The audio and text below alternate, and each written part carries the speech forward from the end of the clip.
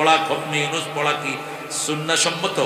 মিলাদ হলো আমরা জন্মদিবস পালন করা, দুরূদ পড়া ফরজ, কিন্তু মিলাদ যেটা আমরা করি এটা রাসূল সাল্লাল্লাহু আলাইহি ওয়াসাল্লাম করতেন না। ইয়া নবী সালাম আলাইকা, ইয়া রাসূল সালাম আলাইকা, গরম গরম 10খান জিলাপি, এগুলো এখন চলে গেছে আস্তে আস্তে, এটা রাসূল পড়তেন না। আমাদের দেশে মিলাদ না পড়ে কোনো নতুন ঘর, ব্যবসা, হ্যাঁ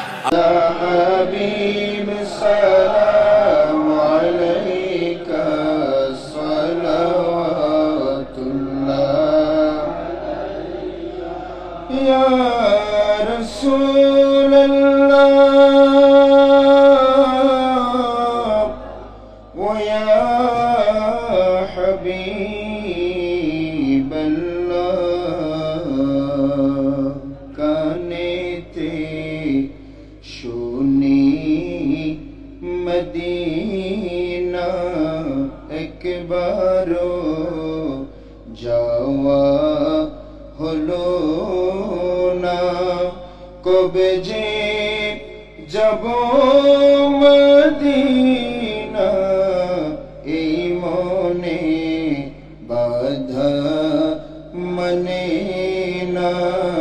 ইয়া নবী সালাম,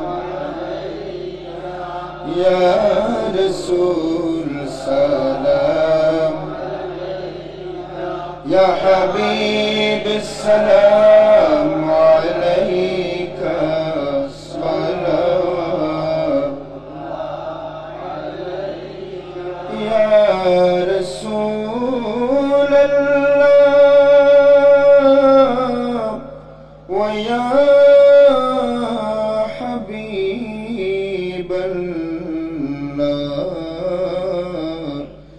নবীজি আছেন মদিনায়, কাঁদেন গো উম্মতের মায়ায়, সালাম জানায় বাংলায় দাঁড়ায়া, ধন্য করিও শাফাত করিয়া।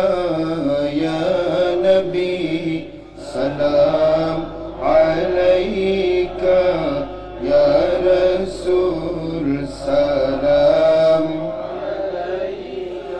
ইয়া হাবিব সালাম আলাইকা সালাওয়াত।